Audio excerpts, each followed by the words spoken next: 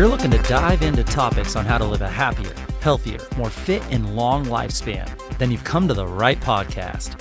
Livin the Dream with me, Coach Damian Evans. Together, we will explore the topics on all things health, fitness, and wellness.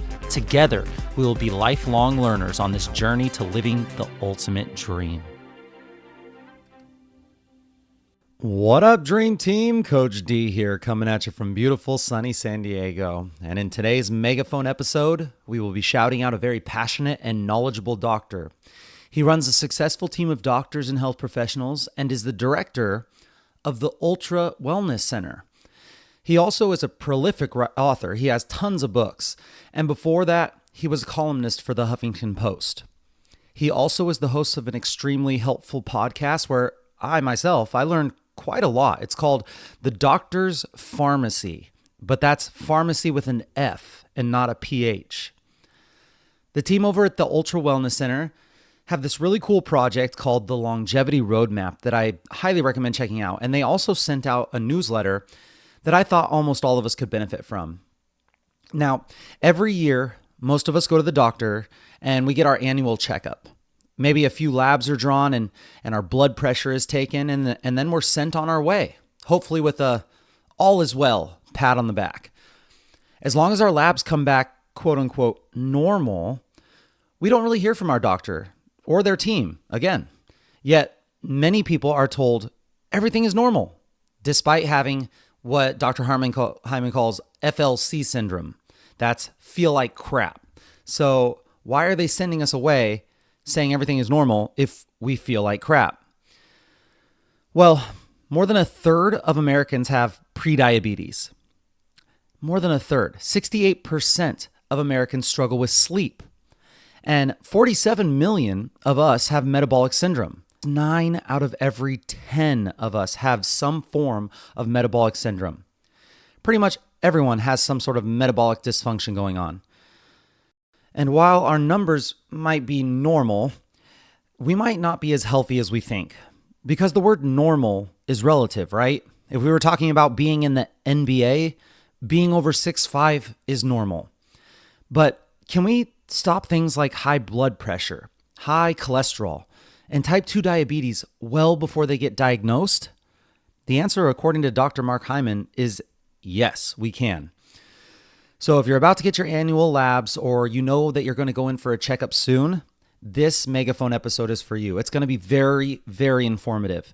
You're probably going to want to take some notes on this episode or re-listen when you can jot some stuff down, because we're going to talk a little bit more on the technical side with lots of acronyms and, for most of us, unfamiliar blood work terms.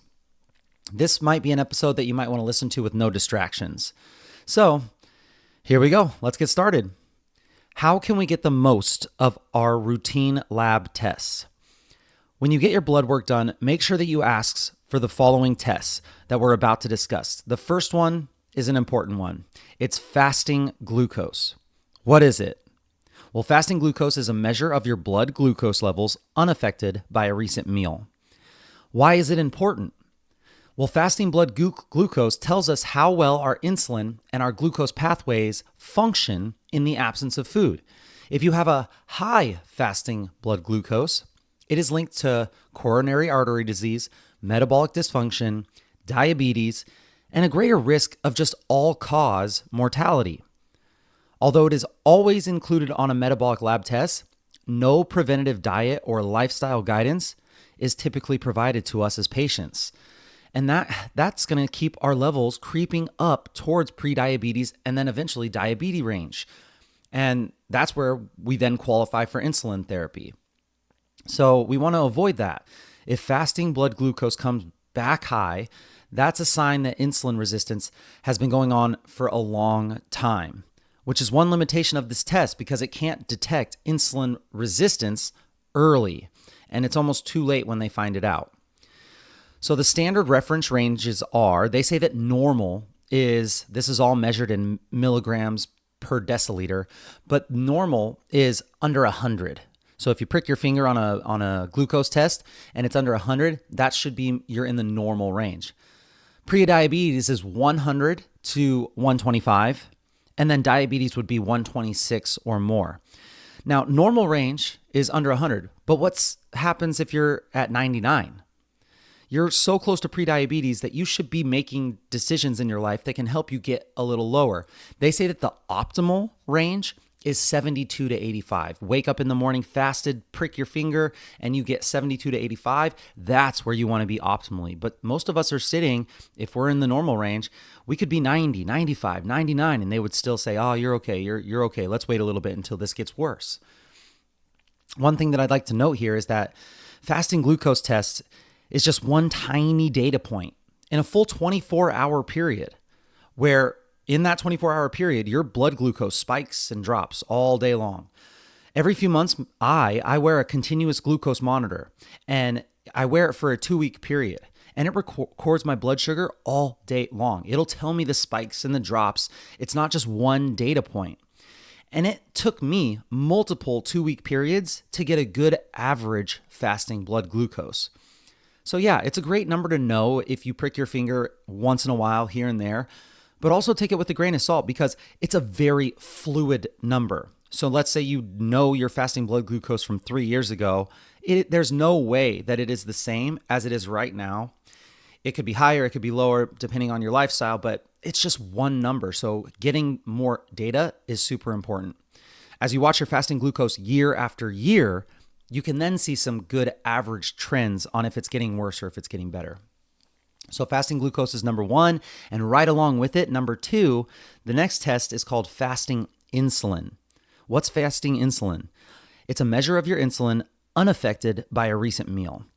Insulin is a hormone released by the pancreas that's responsible for delivering the glucose in our bloodstream into our cells. It's the key that unlocks the door. Why is it important? Well, fasting insulin is a marker of how your body regulates this blood glucose levels in your blood. And it's the most upstream test that we know of for detecting insulin resistance because it can catch it before it's full blown. And it can catch it years in advance, which is super important. Prevention is way better than figuring it out after we've found out that we have it.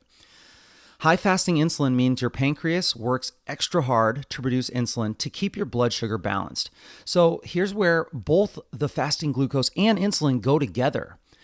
If a person has a low fasting blood glucose, let's say it's 80. We said that was in the optimal range, right? If they have low fasting glucose, but they also have a low insulin number, then we know that their insulin sensitivity is high, which is a very good thing. So a low blood glucose and a low insulin, awesome. Your body is operating as it should. But let's say someone has that same blood glucose of 80 and then a high fasting insulin. That means that their pancreas is working much harder to keep the blood glucose levels stable at that same number. And this is not healthy. It's the same blood glucose, but a much higher insulin level. So the two tests will work really well in conjunction together to predict future chronic diseases from occurring. This is a sign that the body is not operating as it should. That's why fasting insulin is the gold standard, because it can help predict insulin resistance in people with normal fasting glucose, who appear to be healthy. How does having a high fasting insulin lead to insulin resistance, you might be asking? Well, too much insulin in the bloodstream, we've kind of gone over this before in previous episodes. Over time, too high of insulin, it eventually causes your cells to lose their sensitivity and become resistant to it. They stop listening to the insulin. And then you're going to have major chronic long-term detrimental effects from that because the cells stop accepting that blood glucose. They're full, they're not listening to insulin. That's a problem. Fasting insulin is pretty affordable when it comes to the test that you take. It's only about $15, but you have to ask your doctor for it because they don't test for it routinely yet. I think that's going to change in the next 5 to 10 years maybe, but they don't do it right now. And again, this test, it's a single data point. Health experts are drooling over when they can have a continuous insulin monitor, just like a continuous glucose monitor, but we're not there yet. It's coming. Standard normal ranges for insulin, less than 25. But the optimal ranges are 2 to 5. That's crazy, right? Less than 25, but the optimal range is 2 to 5. If you get this test and you're over 10, that should be something that's concerning to you. If you're over 15, you are significantly elevated. Just because 25 is the normal range for the average American, we should not be looking for normal. We should be looking for optimal. You want 2 to 5. Next test after fasting glucose and fasting insulin is called hemoglobin A1C. Hemoglobin A1C. What is it? It is your percentage of hemoglobin in the blood with glucose molecules attached to it. And this is a common test ordered by doctors because it's a marker for your blood glucose levels over time. So hemoglobin A1C, instead of having one little data point by pricking your finger, this is a good test of your blood glucose over time. Why is it important? Well, it's a measure of the average glucose in your blood over 3 months. This test is more accurate than fasting blood glucose because it indicates how much glucose is in the blood on average, which is a good thing. We want to know a little bit longer time period. It gives us better data. Some experts think that hemoglobin A1C has some limitations because it doesn't account for the blood glucose variability that happens on a daily basis. From things like your diet, when it spikes and drops, your stress can have an effect on your blood glucose, your exercise, hormonal changes in the body. All of these things can put your body into these unhealthy spikes if done in unhealthy amounts. But others claim that it's beneficial for detecting prediabetes and diabetes because high hemoglobin A1C, high, is a sign that there's more glucose circulating in your bloodstream, which itself is a sign of insulin resistance. So it does give a good number for that. Another limitation of this test is that it only has a sensitivity of about 60%, which means patients with glucose intolerance could go undetected 40% of the time. It's not quite where it needs to be yet, but it's getting there. Moreover, it doesn't consider the biological variability between ethnic groups, so different ethnicities. If you do get this hemoglobin A1C test, they say that normal ranges are less than 5.7%. Prediabetes is 5.7 to 6.4, and diabetes is 6.5 or above. So you want to be less than about 5.5. And if you're up there at 6.5, it means that you have diabetes. Optimal range, optimal, if normal is less than 5.5, they want about less than 5 is ideal. Optimal range, less than 5.5, but 5 is ideal. Okay, moving on. We've heard about this next one before. This is the one that gets the rap. LDL cholesterol. What is this known as? That's it, the bad cholesterol, low density lipoprotein. This thing, it transports cholesterol and delivers it to our tissues. Why is it important? If we have a high LDL, it is associated with an increased risk for coronary artery disease, also heart attack and stroke. LDL cholesterol can get lodged in the arteries and create an inflammatory immune response that can cause plaque buildup, also artery stiffening and reduce your blood flow. Not a good thing. This mechanism suggests high LDL is a risk for heart disease, but current evidence shows that it's not actually just your LDL number. They are now breaking it down into the size of your LDL particles. And the size of your LDL particles are more associated with heart disease, heart attack, and stroke than the actual number of your LDL. Dr. Mark Hyman and Dr. Rob Lustig recommend getting a cholesterol test called the Nuclear Magnetic Resonance Spectroscopy. Whoa. Just break it down into NMR. NMR test, lipid test that you can see the size and number of your cholesterol particles, NMR. So that's a bonus test that you should get because who knows? When you have really, really small LDL particles, these are the ones that are unhealthy. These are the ones that are small and they can get lodged in your blood vessels easier. The big ones, think of them more as like big beach balls that just kind of bounce off of those artery walls and don't get stuck as much. They say that the standard reference ranges for LDL is that you're looking to be under 100 milligrams per deciliter. So under 100 is the standard reference range. They say less than 70 if you have a heart or vascular disease. So you even got to be even lower if you have that kind of disease. Optimal ranges, yeah, less than 100, considered optimal by some experts. But the NMR test that we talked about, that can give you a comprehensive look at just how problematic the types of your LDL are. Cool. Okay, so moving on from LDL, HDL. So what is this known as? If LDL is the bad cholesterol, then HDL, this is the good cholesterol, quote unquote. High density lipoprotein. This thing carries cholesterol away from the arteries and tissues to the liver to be redistributed, metabolized, and excreted. So why is having a high HDL cholesterol important? Well, yes, it is desirable, but experts are saying that the standard reference ranges that they're giving are arguably still too low to be cardioprotective. If somebody has a HDL cholesterol that's on the low end and their triglycerides are on the high end, they may be told that they're in good shape, even though they are still at cardiometabolic risk.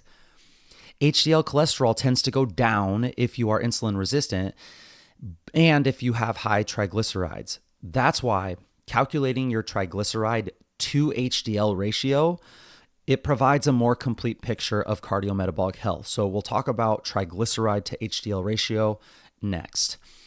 But also, in addition to the reference range that they say is too low, another limitation of the HDL test is that it doesn't tell us about the functionality of the HDL cholesterol itself.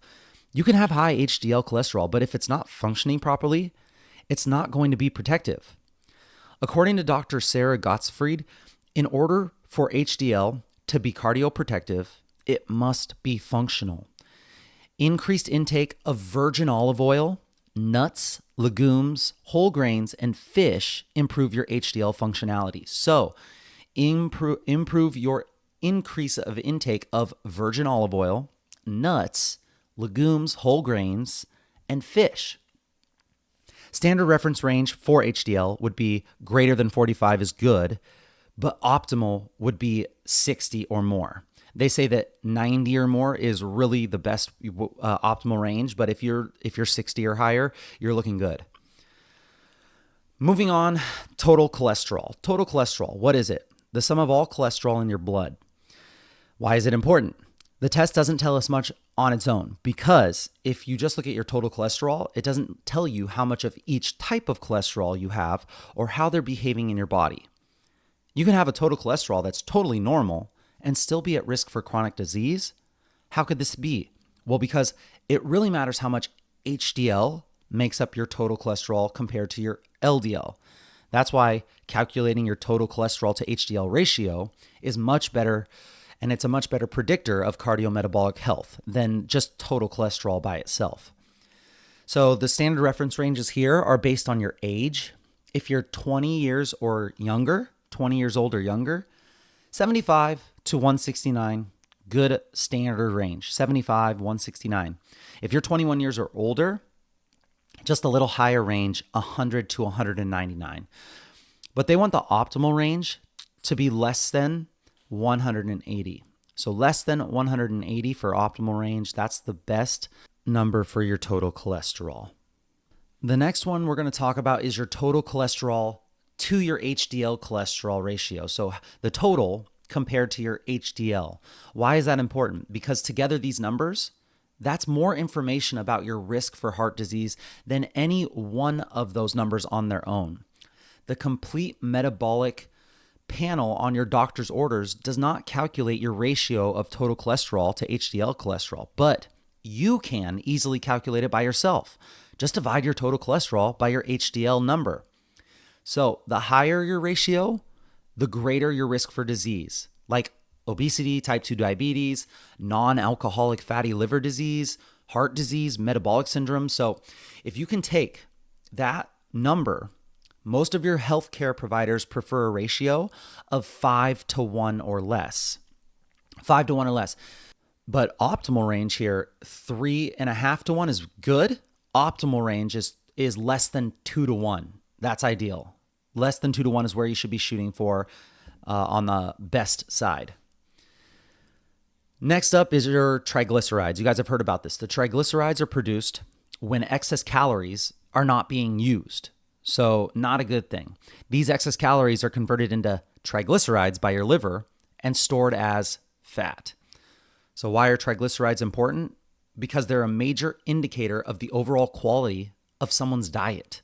If a person has high triglycerides, that's a sign that they're eating a diet that's rich in refined carbs and sugar and excess calories. When we consume concentrated sources of sugar all at once, from refined flours, sugar, fructose, anything that's like easily digestible carbohydrates, soda is like one of the worst offenders. Fruit juice is also pretty bad. High fructose corn syrup, which is in everything right now. Our liver turns on and its fat production switch. This starts making triglycerides in our blood. Why does our liver turn excess sugar into fat? Why would it do that? Well, sugar used to only be available on special occasions, usually in the form of fruit or honey, and we had to work pretty hard to get it. And if it was around, our ancestors would eat as much of it as they could because winter is coming. Winter is coming. Now, however, sugar is at our fingertips all the time now. And the majority of people are getting way too much of it in their diet, way too fast. Uric acid is produced as a byproduct of breaking down this sugar, and high levels of uric acid tell our liver to become insulin resistant and to start producing fat. This was a survival mechanism that gave our ancestors energy when our food was scarce. But what we're currently going through, we are experiencing an evolutionary mismatch because our ultra-processed diet, it keeps our metabolic switch on all the time. People who have high triglycerides usually have higher high sensitivity C-reactive protein. What is that? High sensitivity C-reactive protein, it's a marker for inflammation. This makes sense because most chronic diseases that present with high triglycerides, obesity, type 2 diabetes, metabolic syndrome, these are associated with chronic inflammation, which is kind of a buzzword right now, but we'll stick with it. The interesting thing about triglycerides is that they only take a month or so to change. Fast changing here. So any changes you can make to your diet and your exercise, this can be reflected in your numbers pretty quickly. That's exciting, super encouraging to those of us that are trying to get healthier. Standard ranges for triglycerides, less than 150. Optimal reference range, less than 100. But although some experts actually say less than 80, less than 50 is what you're looking for. So the lower the better, obviously, but optimal range, less than 100. Let's discuss another ratio here, your triglycerides to your HDL. If your doctor can't order a fasting insulin test for you, your triglyceride to HDL ratio is going to be the next best thing for you. Your triglyceride to HDL ratio can tell you what's going on with your insulin sensitivity. If your ratio is low, it means that you are insulin sensitive. You want to be insulin sensitive. Get your triglyceride to HDL ratio low. If the ratio is high, there's most likely an insulin resistance somewhere present in your body. We probably don't want insulin resistance anywhere, as it seems this is a step toward all chronic diseases that we're struggling with today. Your triglyceride to HDL ratio also gives insight into what's going on with your LDL cholesterol if you can't get that NMR test. Remember that NMN test is the test that tells you what kind of LDL is circulating in the body. If your ratio of triglycerides to HDL cholesterol is high, there's a good chance that your LDL cholesterol is small and dense. Those are the kind that are damaging to your arteries, so you don't want that. Just like triglyceride to HDL ratio oftentimes isn't calculated for you, you can always do it by yourself by dividing your triglycerides by your HDL. Once you do that, you can see what it is, and lower is always better. Experts agree that the most powerful test to predict your risk of heart disease is the ratio of your triglycerides to your HDL. One study actually found that the highest triglyceride to HDL ratio had a 600% increased risk for heart disease. So optimal ranges for this ratio, less than 1. If you have 2.5 to 1 in Caucasians and 1.5 to 1 in African Americans, this indicates metabolic syndrome. And the last one that we're going to talk about is high sensitivity C-reactive protein. High sensitivity C-reactive protein. This is a very good marker for chronic inflammation in your body. So high sensitivity C-reactive protein tells us about the inflammation that's going on in your body. It's typically elevated in the presence of insulin resistance, high triglycerides, metabolic dysfunction, and chronic disease. So all of the things that we talked about just now, high sensitivity C-reactive protein kind of tells us if we're there or not. A limitation of this is that it can also be elevated if you're fighting off an infection, if you're exposed to environmental toxins, or if you have an autoimmune disease. So these confounding factors can also make it pretty difficult to sort out what really is causing your CRP to be elevated. Standard reference range, less than 2, but optimal range, less than 1. Some experts say less than a half, 0.5. Optimal range, less than 1. They say that the standard range is less than 2. So if you haven't gotten your labs done recently, I would highly recommend getting your metabolic health panel done. You could ask your doctor to make sure that the tests that we just discussed are included the next time that you get your blood work done. Final thoughts. Routine lab work can help us understand the bigger picture of what's going on with our metabolic health, but it does have its limitations. If we have a general understanding of our blood glucose and cholesterol markers, what influences them, and the optimal ranges to strive for, we can then become the CEO of our own health and see where adjustments might need to be made if our levels start to lean in the direction of metabolic dysfunction. That doesn't mean that you have to know the ins and the outs of all of these lab markers. What we went through today was so in-depth, but knowing the context around how your blood glucose and cholesterol are related and how they influence each other, this can help you feel empowered knowing that your health lies in your own hands. It's all about personalization and figuring out what diet works best for you. Metabolic lab tests are an important part of that equation. To easily refer back to these optimal reference ranges, send me a direct message and I can send you a table that has everything we just talked about on this episode and more. This shouldn't have to be said, but this information is obviously for educational purposes only. You know that I'm not a doctor. I'm just kind of spouting what Dr. Hyman and his crew said. Even though this newsletter did come from doctors, you're still an individual with individual needs. So talk to your own doctor about your specific goals. Information is power. And working together with your doctor and the information of what's going on in your body, you then can design a plan that's best for your long-term health. Trial and error. You can look at the numbers improving or declining over time, and you can make your adjustments to put them in the direction that you want to go for your health goals. And that's it, my friends, for this week's MEGAphone episode. Each week, we're going to focus on sharing information that will help you with your own health, fitness, and wellness journey. Share the knowledge that you gained with your friends and family and hold each other accountable. If you enjoyed this content, it helps a ton if you can post on your social media stories a screenshot of this episode with maybe one takeaway of what you learned. And make sure you tag me and share your journey. I'd love to know. Tag me at livingthedream_podcast or at coachdamian_SD, at livingthedream_podcast or at coachdamian_SD. Let me know and your network know how this episode benefited you. Let's get more people on this lifelong learner train that we call the Livin' the Dream team. And let me know if you have any suggestions or tips that will help your Livin' the Dream team that we can discuss on future episodes. I'm going to be right here with you working on making us stronger, happier, and healthier humans. Until next time, friends, keep living the dream.